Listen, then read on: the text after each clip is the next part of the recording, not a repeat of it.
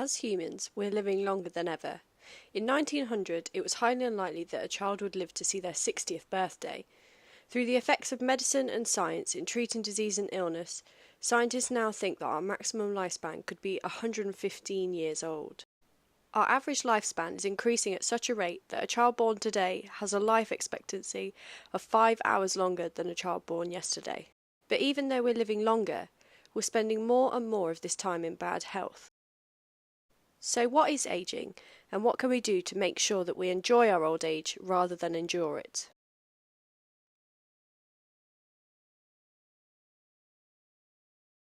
Ageing is an inevitable part of human life. It's characterised by increased frailty. This means as we age, we're at greater risk of illness, disease, and death. But this isn't the case for everyone. So what puts some of us at greater risk of disease as we age?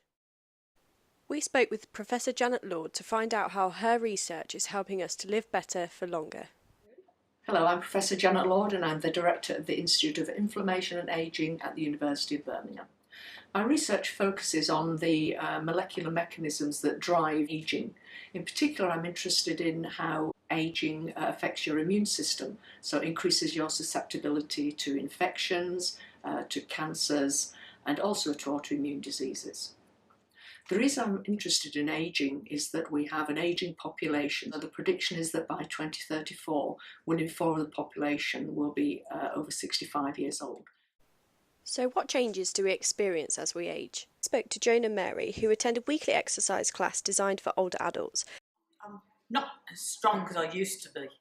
So I feel that there's little things that I can't do now that I used to be able to do. And you also see physically your body takes on all these awful wrinkles appear everywhere. And you definitely feel weaker as the years go by. So is there any science behind this? Scientific studies show that as we get older, we store more fat, especially around the middle of our bodies. But it isn't just the fat that we can see that's the problem, it's the fatty tissue that surrounds our organs. As well as this, the amount of muscle we have is reduced and the quality of the muscle that we have left is worse. This is known as sarcopenia. Our bones also become weaker, and this contributes to our increased risk of falls and fractures. All of these changes to our body put us at a greater risk of being diagnosed with age-related diseases. This includes cardiovascular disease, diabetes, dementia, and strokes. So if ageing and frailty are part of our normal life cycle, then why is it such a problem?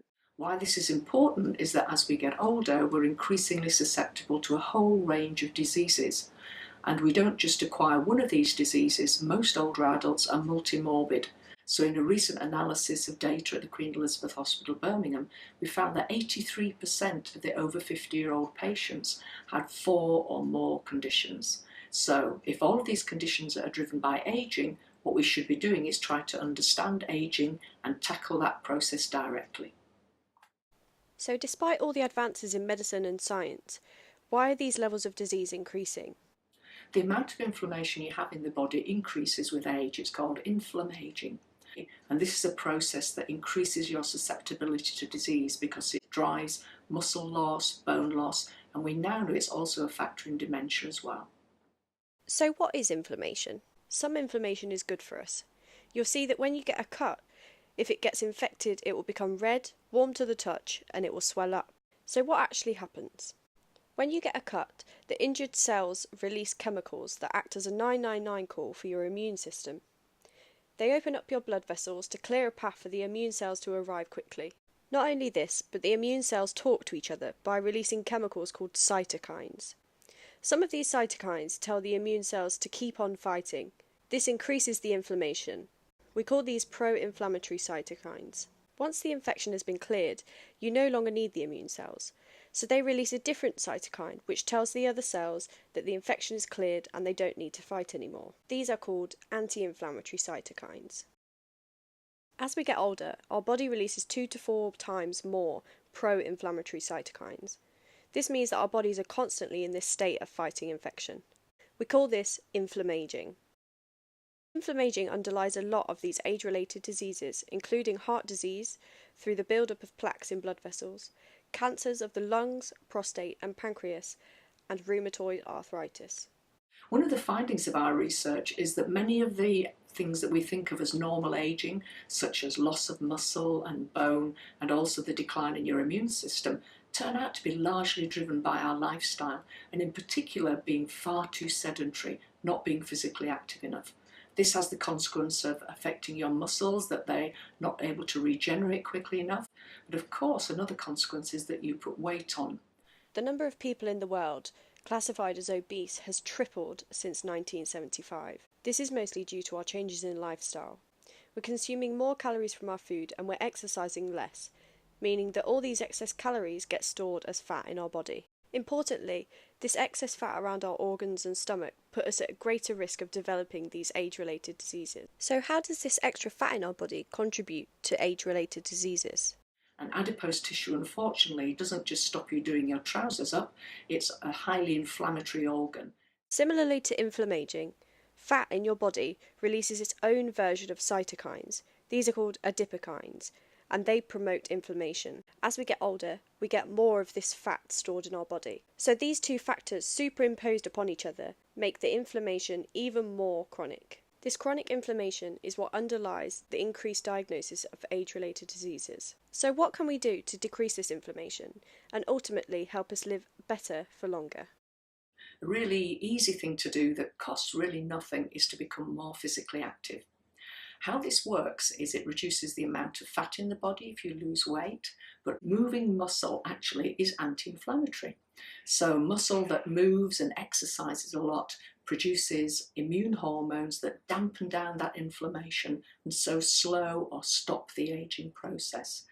We should be doing 150 minutes of moderate exercise each week, but as people get older, they tend to move less. I spoke to Joan and Mary, who attend a weekly exercise class designed for older adults, about how they feel regular exercise has benefited them as they've gotten older.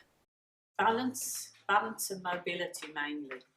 It keeps you from falling, it helps you be stronger, it keeps your muscles going so you react better. It also encourages you to do these exercises at home, not just once or twice a week. There's lots of exercises that you can do where it's doing the exercise and what you wait for the kettle to boil. So what does science have to say about the benefits of regular exercise in our old age? And what kind of exercise should we be doing to reduce this inflammation? One key piece of research that we carried out was to look at older adults aged 55 to 79 who'd been physically active all of their lives. These were cyclists, most of them doing 100 to 150 kilometres of cycling a week, so really physically active.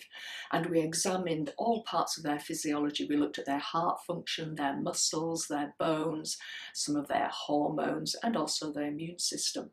And what the research showed was that these older adults did not lose muscle or bone with age, but some things still did change. So their lung function still did decline slightly with age. So it looks like that's what I would call core aging. But physical activity prevented pretty well everything else, including the decline in the immune system. These cyclists had the immune systems of a 20-year-old. One of the things that older adults repeatedly tell